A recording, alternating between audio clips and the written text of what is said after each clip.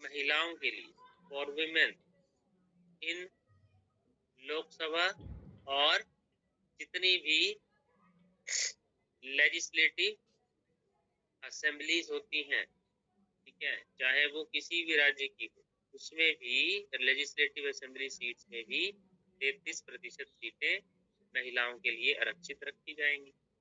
तो 33% reservation for women in legislative assembly seats और Lok Sabha seats, इसके लिए एक अधिनियम आया था। उस अधिनियम का नाम बता सकते हैं? अधिनियम सुना है किसी ने ये?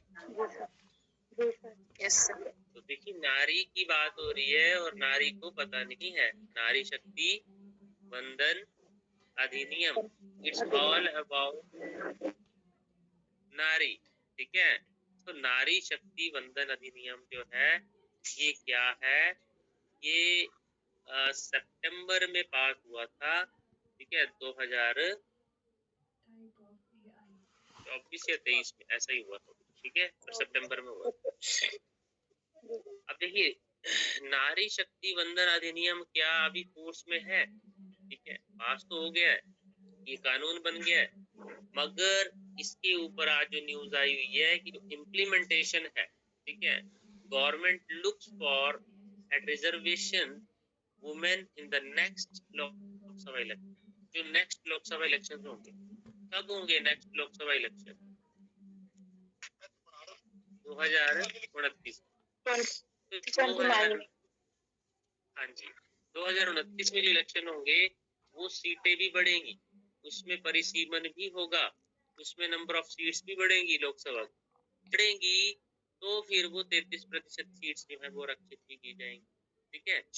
तो 2029 में पॉसिबिलिटी है कि इस एक्ट को जो है उसमें रिजर्वेशन का प्रावधान किया जाए महिलाओं के लिए, ठीक है। And what does the law से एग्जैक्टली? देखिए, नारी शक्ति वंदन अधिनियम जो है वो 1/3 मतलब 1/3 33% ऑल सीट्स वुमेन की लोकसभा में या स्टेट असेंबलीज में रिजर्व करेगा, ठीक है। और इसमें जो सीट्स हैं रिजर्वेशन की वो SC ST की भी इंक्लूड होंगी, क्योंकि यहाँ पे डिलिमिटेशन भी होगी।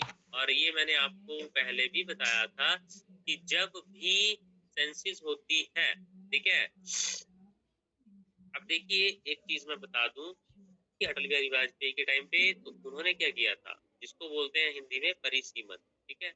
इसमें क्या डिसाइड हुआ था कि अगले 25 वर्ष तक, मतलब अगले 25 सालों तक, 2026 तक जो है लोकसभा की सीट्स जो है वो सीज कर दी गई।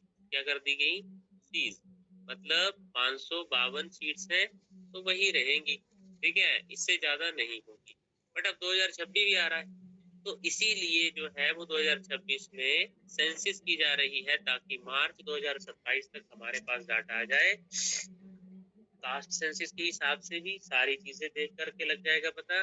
फिर SC ST रिजर्वेशन को भी बढ़ाया जाएगा और टोटल नंबर ऑफ सीट्स भी बढ़ाई जाएंगी, और उसी में ही फिर 33% सीट्स जो है वो नारी शक्ति वंदन अधिनियम की भी दे दी जाएगी, ठीक है। तो इट शुड बी देयर, ये होगा। और ये 2029 के इलेक्शन में पॉसिबल है, पॉसिबिलिटी हो सकती है, हो सकती है कि हो जाएगी, जिस हिसाब से ये बता रहे हैं, ठीक है। आपस में जो गठित हुई थी लोकसभा वो कौन सी थी, बता सकते हैं? लोकसभा चली हुई है, तो 2019 में, सॉरी 2029 में जो आएगी वो कौन सी होगी? 19वीं लोकसभा, ठीक है। तो 19वीं लोकसभा के लिए ये जो है रिजर्वेशन 2029 में पॉसिबल हो सकता है, ठीक है। तो याद रखिएगा। और ये बंधन अधिनियम जो है वो मेरे को एग्जैक्टली याद आ रहा है 2023 का है, 24 का नहीं अभी, ठीक है। 1.5 साल हो चुका है इसको, 1.5 साल से भी ज्यादा, ठीक है। तो याद रख लेना चाहिए, 100% है कि पुराना है, अभी इसका नहीं, 24 का नहीं, 23 में हो गया था ये, ठीक है। इसके लिए स्पेशल सेशन बुलाया गया था, अधिवेशन हुआ था इसके शक्ति वंदन अधिनियम के लिए, और ये हुआ है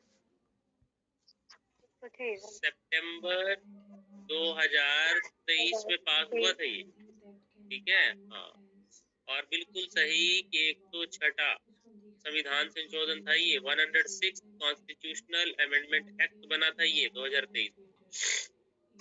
So according to the constitution 128th, देखिए मैं फिर से बता रहा हूँ, इसमें याद रखना कई बार बिल पूछते हैं, तो 128th, ठीक है, 128वां अमेंडमेंट बिल था ये, ठीक है।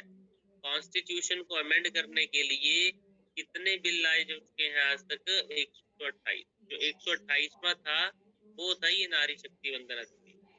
फिर इसको अमेंड करके प्रेसिडेंट ने इसको साइन भी कर दिया, तो ये बन गई 106वीं अमेंडमेंट। अब देखो बिल जो है वो पास होकर एक्ट नहीं बनते, कुछ एक्ट बन के सुप्रीम कोर्ट उनको नल एंड वॉइड कर देता है। कई बार क्या होता है, कुछ अमेंडमेंट्स जो है वो पास नहीं होती, तो बिल तो पास हो जाता है मगर वो बाई चांस, या कई बार बिल ही नहीं पास होता है, तो बिल पेश तो हुआ मगर बिल पास नहीं हुआ, या वो एक्ट नहीं बन पाया, या फिर एक्ट बनकर वो इम्प्लीमेंट नहीं हो पाया। तो इसीलिए अमेंडमेंट बिल जो होता है उसका नंबर जो है वो ज्यादा होता है और अमेंडमेंट्स का नंबर कम होता है।